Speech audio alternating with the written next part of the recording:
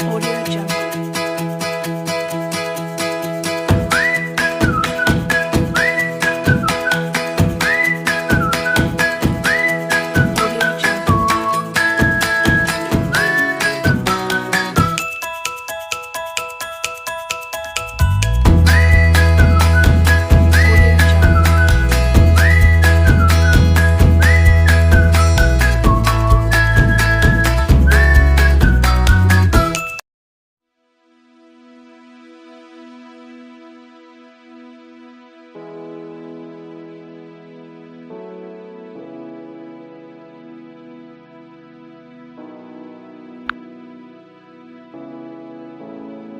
Audio Jungle.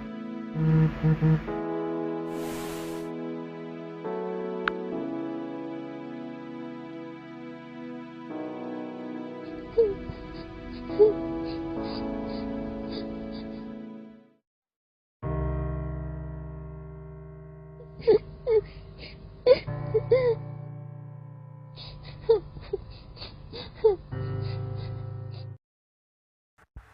Pengertian cyberbullying.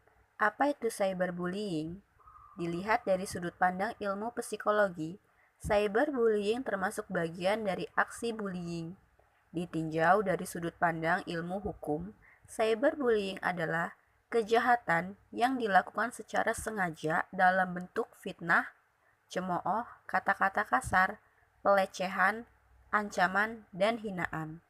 Bentuk kejahatan ini bermula dari perilaku merendahkan martabat dan mengintimidasi orang lain melalui dunia maya. Tujuan agar target mengalami gangguan psikis. Berikut ini adalah jenis-jenis cyberbullying. Menurut Willard 2007, ada beberapa jenis-jenis cyberbullying. Yang pertama adalah flaming, di mana seseorang mengirimkan pesan teks yang isinya merupakan kata-kata yang penuh amarah dan frontal. Yang kedua adalah harassment, pesan-pesan yang berisi gangguan pada email, SMS, maupun pesan teks di jejaring sosial yang dilakukan secara terus-menerus. Yang ketiga, denigration, yaitu pencemaran nama baik, proses mengumbar keburukan seseorang di internet dengan maksud merusak reputasi dan nama baik orang tersebut. Yang keempat, impersonation, berpura-pura menjadi orang lain dan mengirimkan pesan-pesan atau status yang tidak baik. Yang kelima, outing, menyebarkan rahasia orang lain atau foto-foto pribadi orang lain. Yang keenam, trickery, membujuk seseorang dengan tipu daya agar mendapatkan rahasia dan foto pribadi orang tersebut. Yang ketujuh, exclusion, secara sengaja dan kejam mengeluarkan seseorang dari grup online. Dan yang terakhir adalah cyberstalking, yaitu mengganggu atau mencemarkan nama baik seseorang secara intens sehingga membuat ketakutan besar pada orang tersebut. Selanjutnya, ada dampak dari cyberbullying. Dampak yang pertama dari cyberbullying yaitu menarik diri dari lingkungan sosial, di mana kondisi psikologis korban cenderung mengalami kecemasan dan ketakutan. Yang kedua, perasaan dikucilkan dari lingkungan.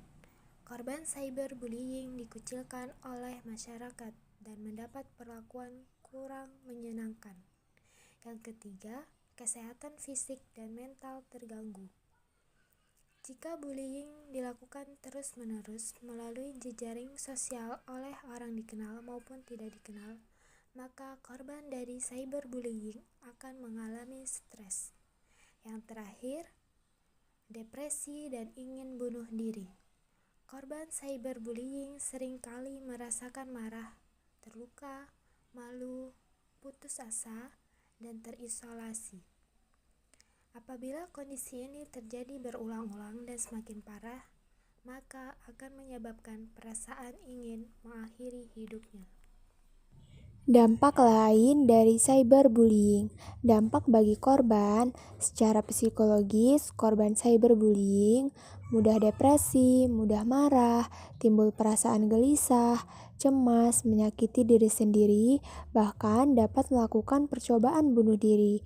Dampak secara sosial, menarik diri, kehilangan kepercayaan diri, lebih agresif kepada teman dan keluarga. Sementara dampak pada kehidupan sekolahnya adalah penurunan prestasi akademik, rendahnya tingkat kehadiran, dan perilaku bermasalah di sekolah. Kemudian yang kedua, dampak bagi pelaku. Bagi pelaku cyberbullying cenderung bersikap agresif, berwatak keras, mudah marah, impulsif, lebih ingin mendominasi orang lain, kurang berempati, dan dapat dijauhi orang lain.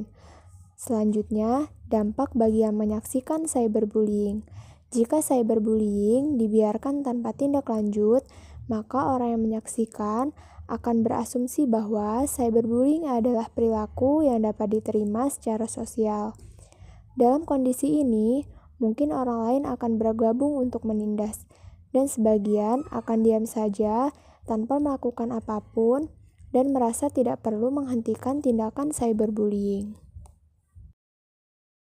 Undang-undang yang membahas tentang IT yaitu Pasal 28 Undang-Undang IT tahun 2008. Setiap orang dengan sengaja dan tanpa hak menyebarkan berita bohong dan menyesatkan yang mengakibatkan kerugian konsumen dalam transaksi elektronik. Adapun pasal lain dalam KUHP yang berkaitan dengan bullying. Pasal 310 KUHP yang pertama. Barang siapa sengaja menyerang kehormatan atau nama baik seseorang dengan menuduh suatu hal yang maksudnya terang supaya hal itu diketahui umum, diancam karena pencemaran dengan pidana penjara paling lama 9 bulan atau dengan denda paling banyak Rp300.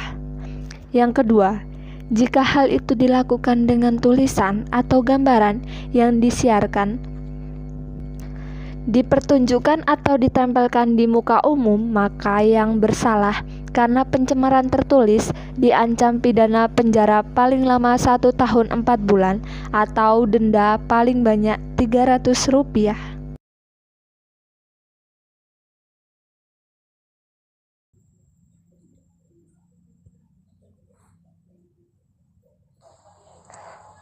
Contoh kasus cyberbullying, kasus yang terjadi pada anak presenter yaitu Davina Safa Velsa yang menjadi korban perundungan di media sosial.